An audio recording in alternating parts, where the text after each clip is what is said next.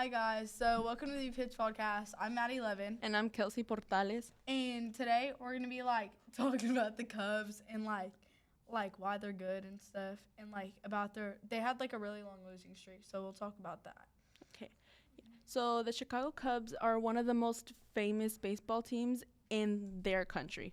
And they have such a cool game history, which is what we said in the intro of that pretty interesting long losing streak. Yeah. And they play their home games at Wrigley Field, which is a super old field. And the only reason certain people recognize that field is because it has green ivy all over the outfield, and it's just all over the I place. know, I've seen it. Yeah. I've seen photos, and I was like, oh my god. Yeah. Also, the Cubs are known for having really good and crazy fans. Although they're not, the Cubs are not that good, the fans are still very supportive, and that's good. And they had a really long losing streak, and in 2016 they broke that losing streak and won the World Series, which was everyone was surprised. Even I was surprised. Yeah. I was like, what? The excitement and surprisement during that one game was insane because that long losing streak and how they broke it was actually pretty insane. Because during this play, which was in, of course, 2016, November 2nd, the Chicago Cubs killed a 108-year losing streak by winning the World Series, which was insane because the last time they had won was in 1908. Wait, you said 108? 108 Losing streak. Oh it was my god. crazy. That's crazy. They played really smart. I think that's how they won. They had good strategies, and they played against the Cleveland Indians, I'm pretty sure. Yeah. I'm sure. And they went all the way to Game 7, and it was really nerve-wracking. And the game started pretty good. The Cubs took a lead, but then after the Cubs took the lead, the Indians came back and they tied it in the 8th inning.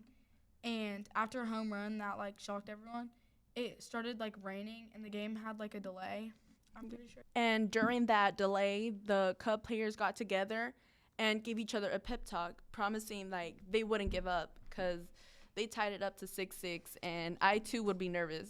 Yeah, because 108 years, I don't think they're trying to go for 109.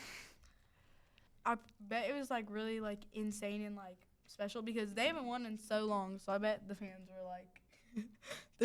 really excited and stuff because they have crazy fans. They came out really strong in the 10th inning, and the Cubs scored 2 runs thanks to the clutch hits of Ben Zobrist, I think, and Miguel Montero.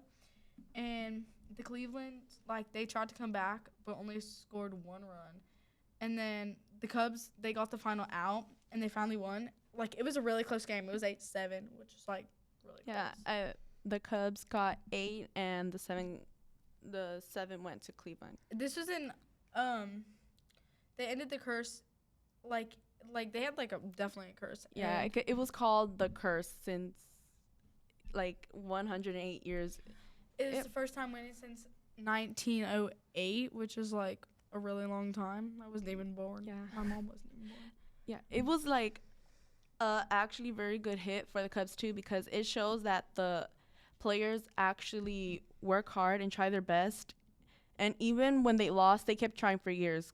And I would most likely lose my own patience if I knew I would win in the next 108 years. When I read my dad's a big sports person, and when he was talking about it and when I read about it, I was I didn't believe it at first, but now I do after researching it.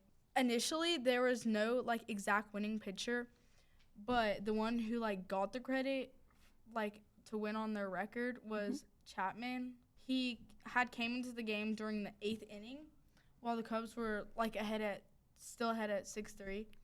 Yeah, that's right. And the only reason it got into his record because in the baseball scoring rules, if your team regains the lead after you pitch during the 8th inning, he was the one that pitched. So that's why we included him first.